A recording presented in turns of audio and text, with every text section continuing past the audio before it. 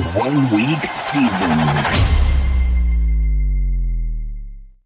OWS fam, the nation, my dudes and dudettes, Hilow here, bringing you all a sneak peek behind the curtain of some of the stuff that we've been talking about recently in the 1 week season Best Ball Plus product. For those that missed a couple weeks ago, that product is now only $79 for the remainder of the off season. So head on over to oneweekseason.com, check out the Best Ball and the Best Ball Plus product. Today, we'll give you all a sneak peek of some of the stuff that we've been talking about behind the curtain. You know me, game theory dude. So a lot of the stuff we're going to talk about is theoretical based. And let's get into it right away. Now, what I want to do today is I want to talk about three teams in specifically.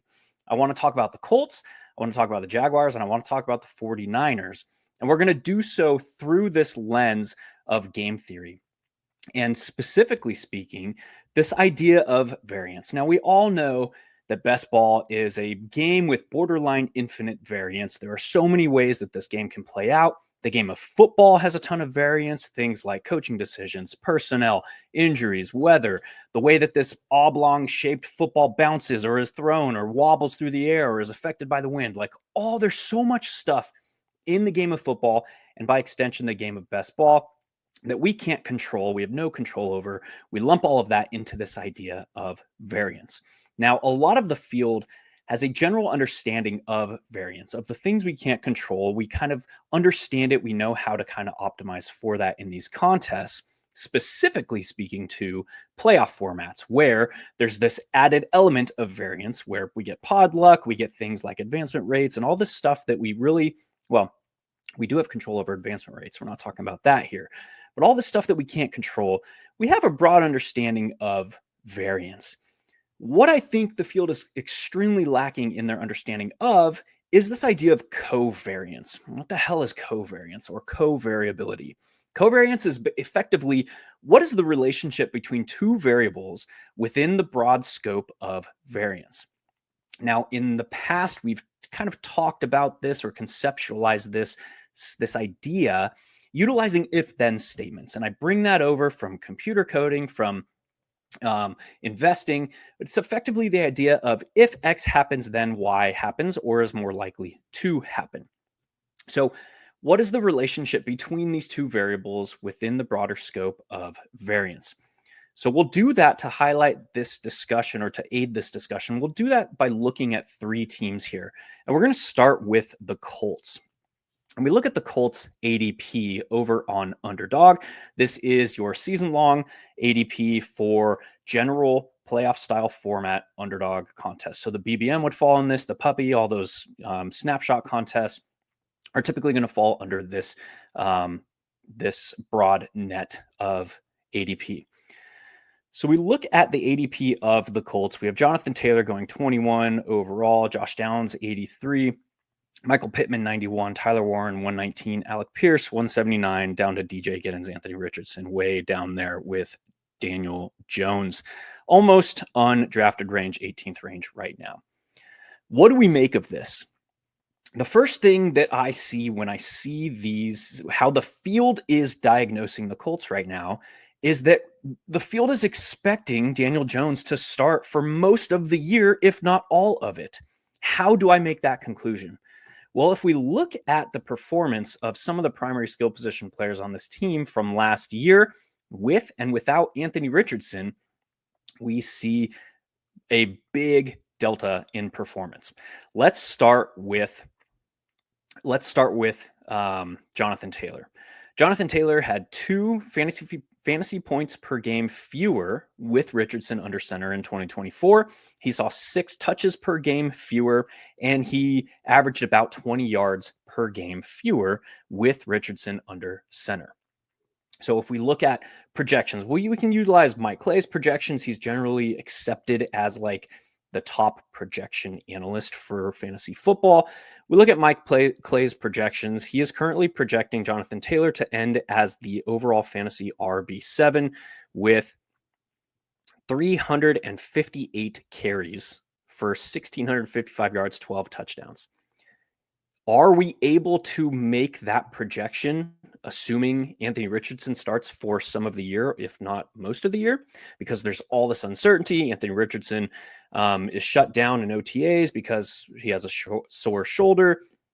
Effectively, what Mike Clay's projections are telling me is that we're expecting Daniel Jones to start for a good chunk of this year. He currently has Jones starting for 7 games.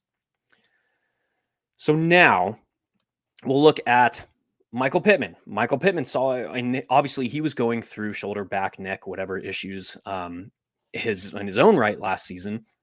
But his fantasy points per game, his efficiency metrics, all the underlying fantasy metrics that we use, they all took a massive hit last year with Anthony Richardson under center.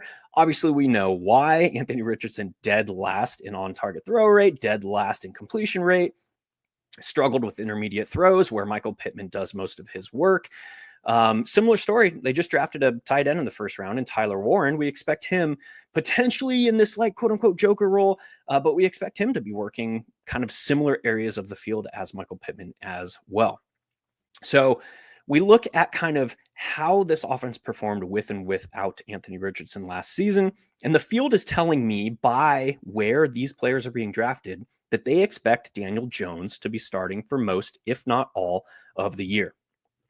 Now, what do we win when we're right with this team?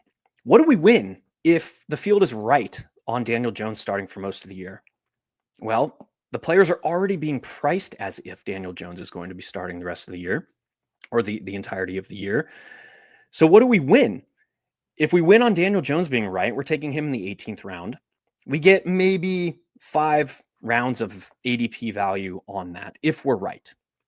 If we're right on Anthony Richardson starting for most of the year, we get potentially 10, 11 rounds of ADP value based on where he's going. I would project him to be drafted somewhere around Justin Fields. So somewhere in that 9th round territory. So we're talking 9, 10 rounds of ADP value. If that happens, and again, this is under the idea of co-variance, there's a lot of variance with this situation. We don't know who's going to be starting in Indianapolis under center. If that happens, we stand to win much more. The risk-reward equation stands to be more unbalanced in our favor than if we place these bets on Daniel Jones based on where these players are being drafted already. So to me, and we can look at last year, what did we see Shane Steichen do last year? Well, they came out of preseason and into the regular season, and it looked like that offense was, they would be damned if they did not develop Anthony Richardson's pocket presence. Their offense was not utilizing designed runs at the same rate. They were looking to develop Anthony Richardson, and it makes sense to me. Like looking back, like, yeah, how do you get the next Lamar Jackson, how do you get like the next Josh Allen, the next Lamar Jackson, the next Jalen Hurts? Well, you have to have a pocket presence. You can't just be only this athletic freak quarterback prospect. Like you have to have some pocket chops. You have to be able to read, diagnose a defense. You have to be able to do those nuanced things, looking people secondary off.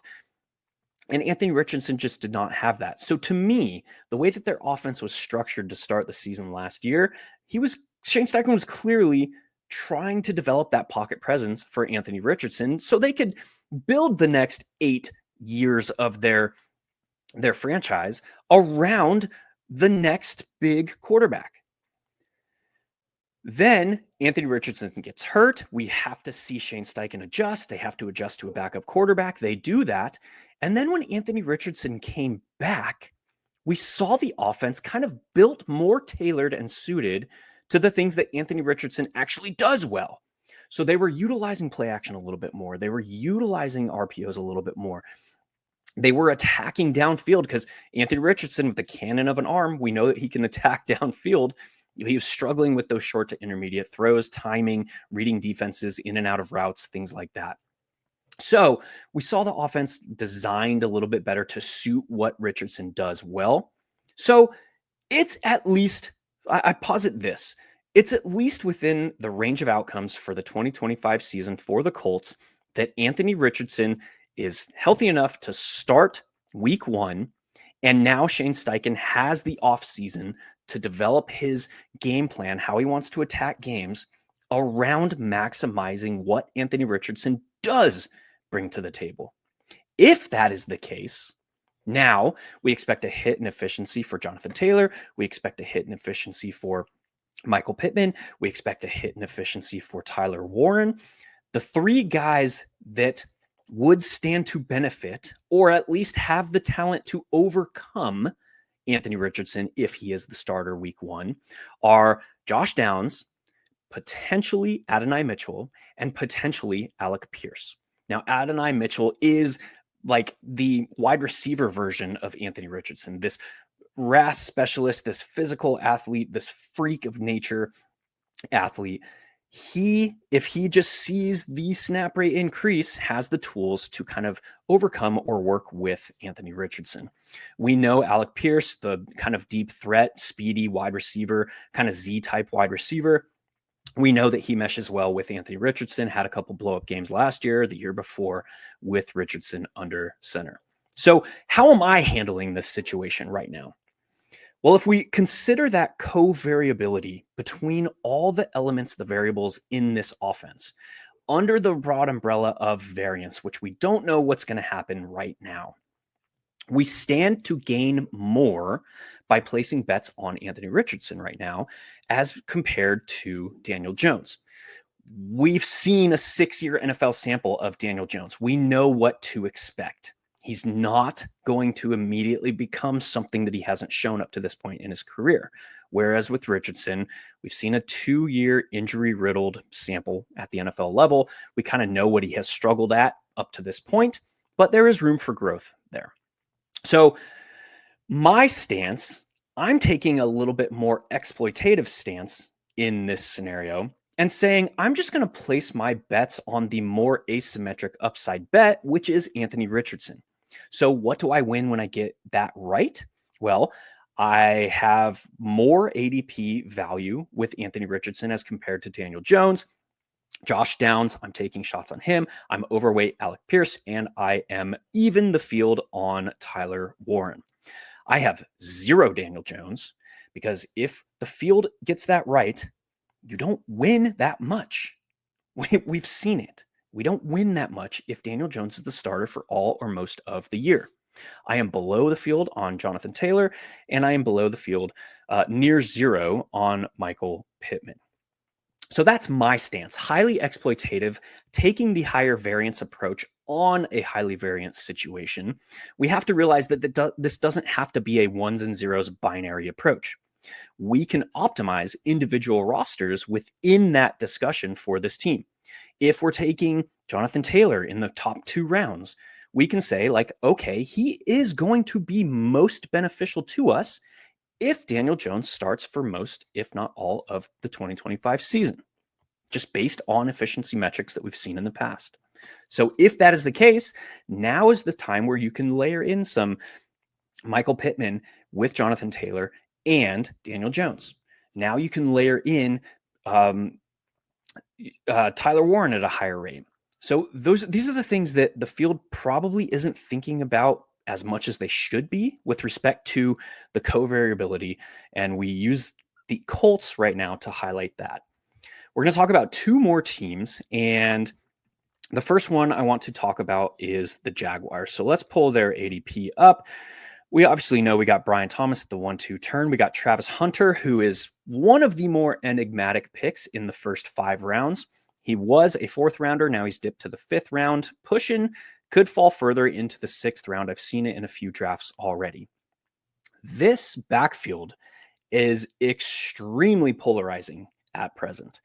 The field is expressing with near certainty that Travis Etienne is going to be the primary back in a Liam Cohen offense. The field is also expressing a high degree of certainty that Bashal Tutin will eventually assert some dominance and kind of leave and Tank Bigsby out for dead here in the 14th round. We have Trevor Lawrence down at pick 132 in the 11th round. Now, I get the argument against. We'll talk about the argument for here in a minute. And then we have tight end Brent Strange, holdover from last year after the departure of Evan Ingram, down at pick 160 in the 15th round. And then De'Ami Brown, left for dead. He's going to come into play when we start talking about the co-variability or the covariance of this team. So, what do we know about this team? We know that the backfield pecking order is currently in flux amongst the three names that we talked about earlier. We know that the field is expressing with a high degree of certainty that that pecking order will be Travis Etienne, then Bashal Tutin, then Tank Bigsby. We know that we saw a massive efficiency delta last year between Tank Bigsby and Travis Etienne. We know that Liam Cohen's backfield was Fantasyland's most valuable backfield if you combine the top three players last season. And we know that Liam Cohen is effectively the quarterback whisperer. I mean, let's anoint this guy right now. Look what he did last season. Everybody was kind of leaving Baker Mayfield for dead. He's played on 3 NFL teams up to last year. And then we see a complete breakout year, finishes quarterback 5 in fantasy scoring.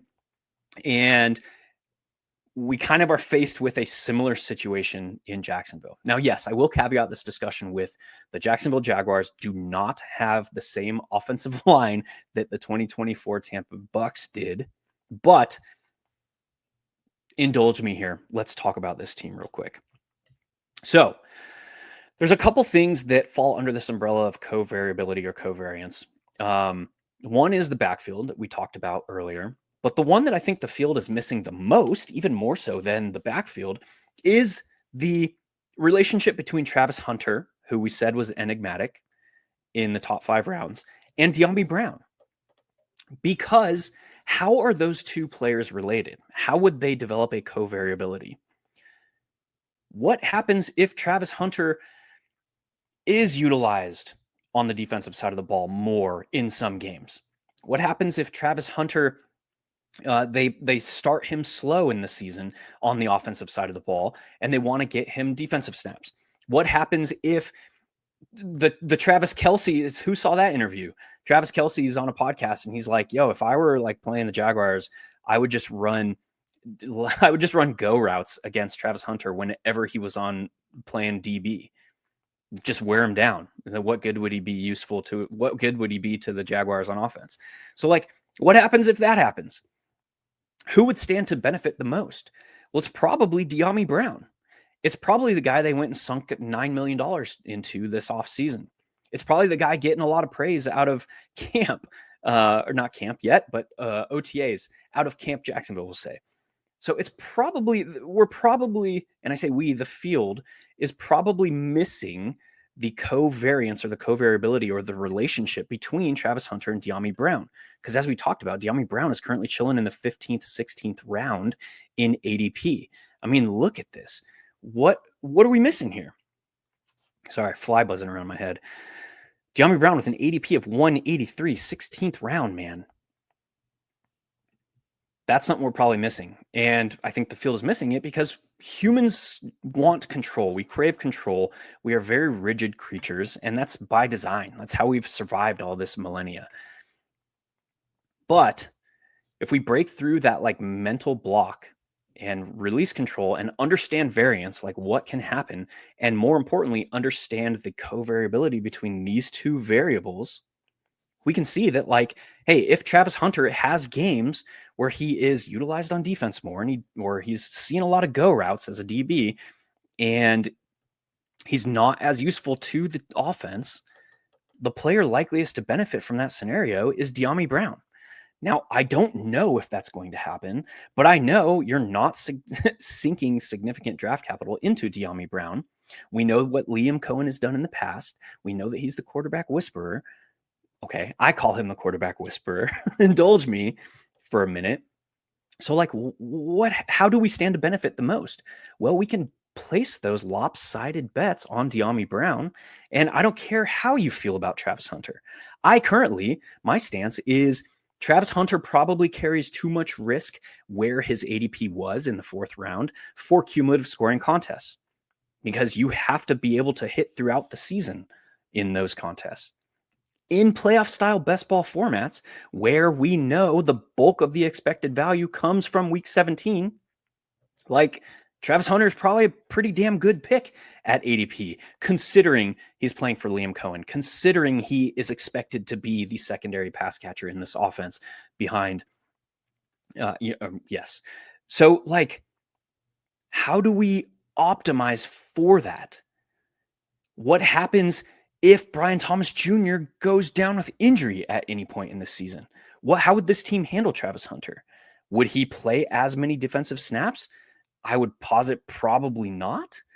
So I don't think he's a terrible pick. I don't think we should be shying away from him because his season-long projection might not match with where his ADP is currently.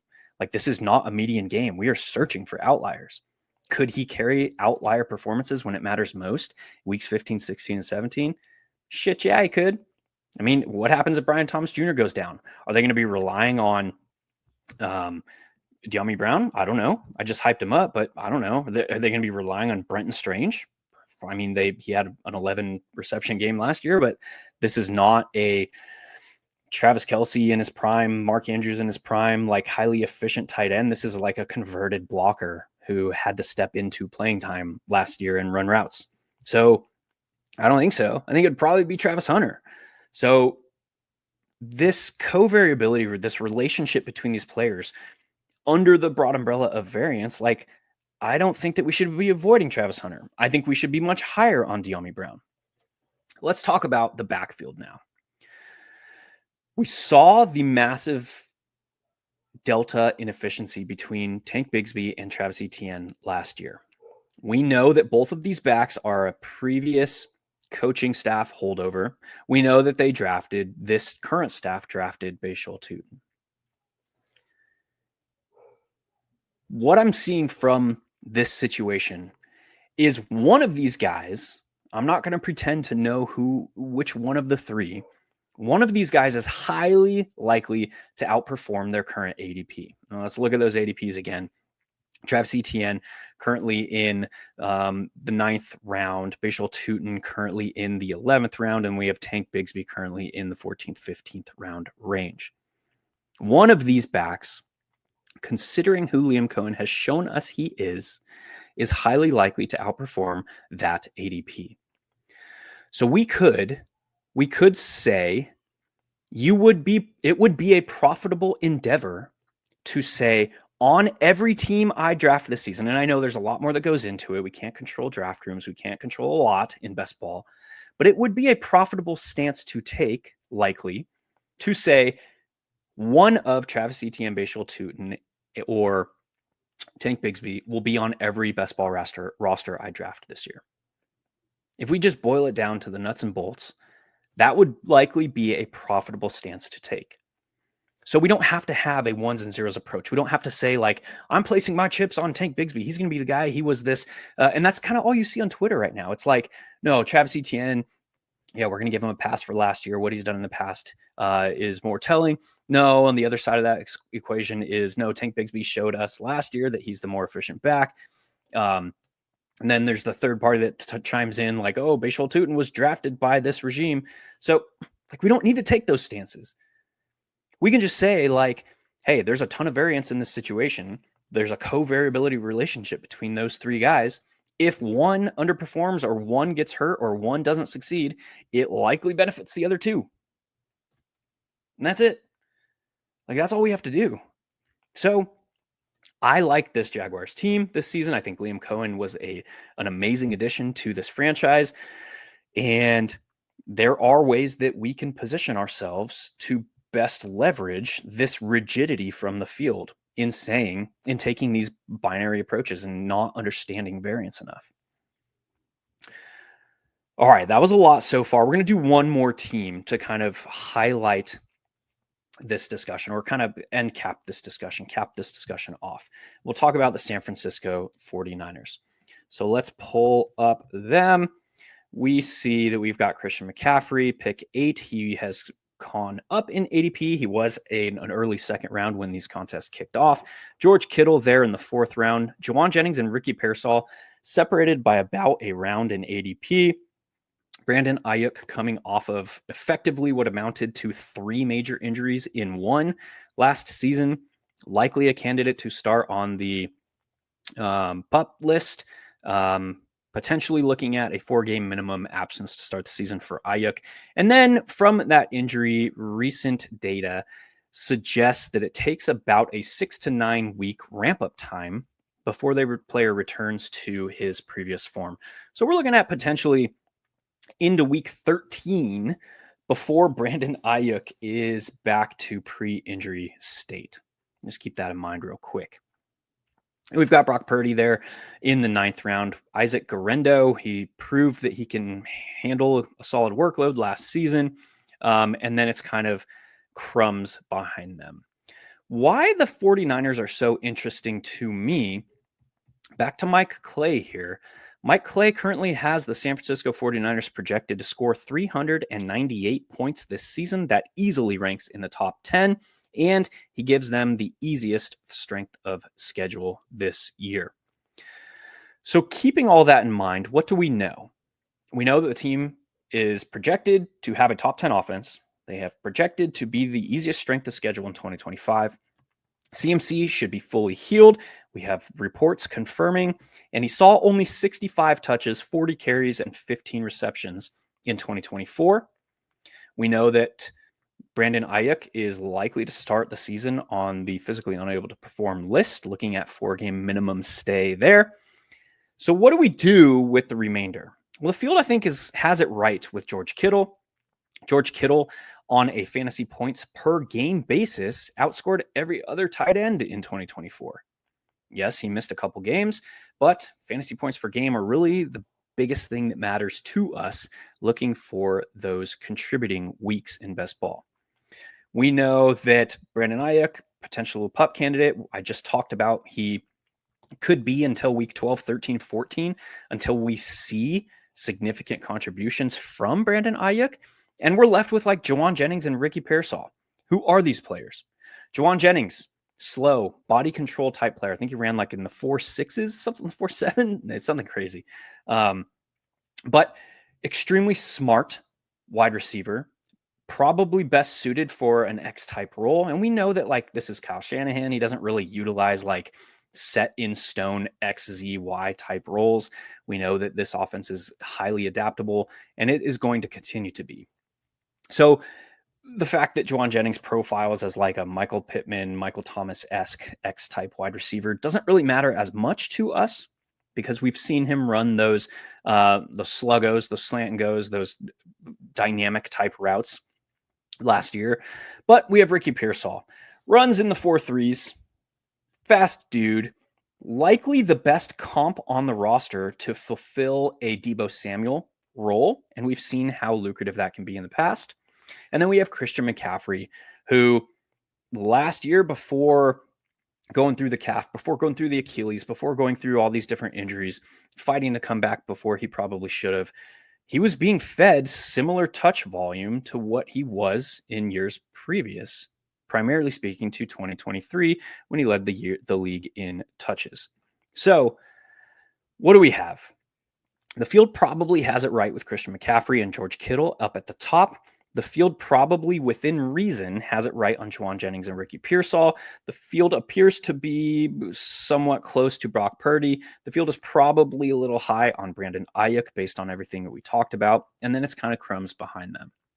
But considering this Shanahan offense, considering the 49ers, we know who they are. We know who they can be. Considering the projections, top 10 offense, all the scoring, the strength of schedule, we might still be a little low on Christian McCaffrey. If you want to fade a dude because he's entering his 9th season, and that's the running back fall off cliff and all the data that we have, like, I get that argument. He also only saw 65 touches last year. He also saw in his healthy games the same volume, which led to his borderline historic season in 2023. So there's a lot going for Christian McCaffrey. Totally fine taking shots on McCaffrey. I have him ranked above consensus still yet at the RB3 overall. But the co-variability that is most interesting to me is the relationship between Juwan Jennings and Ricky Pearsall. Similar to the discussion on the Jaguars backfield, where it was like, hey, if we took a stance and just said like one of these guys is highly likely to outperform their ADP this season, Similarly, one of Juwan Jennings or Ricky Pearsall, potentially both, highly likely to outperform their current ADP this coming season. We saw Deebo Samuel with a 300-point season 2 years ago. We've seen Brandon Ayuk last year put up top 15 point per game performances.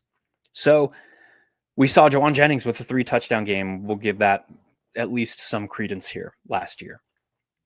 What I'm saying is we don't need to say it's place all of our money in Juwan Jennings or I'm certain that it's going to be Ricky Pearsall. We can just say one of these guys is highly likely to outperform their ADP. If I took a stance saying I want one of Juwan Jennings and or Ricky Pearsall on every roster, that would likely be a profitable stance to take. Then what happens if Christian McCaffrey or George Kittle or one of Juwan Jennings or Ricky Pearsall gets hurt? Now we're looking at more condensed offense. We're looking at the same offensive expectation, now condensed into those 3 guys instead of 4. So this team is very, very interesting to me.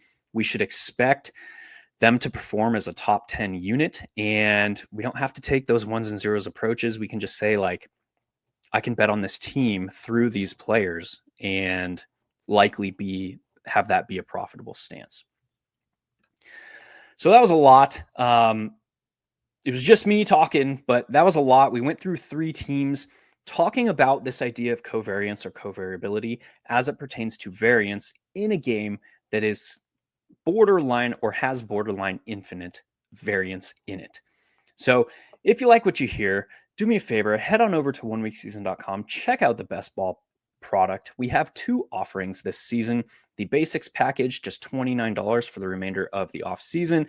And then the best ball plus package, which gets you this behind the scenes, highly theoretical and logical analysis for $79 for the remainder of the draft season. I am Hilow. You know where to find me. Until next time, you all, we'll see you in the draft lobbies. Cannot wait to see you at the top of the leaderboards. Peace. 1 week season.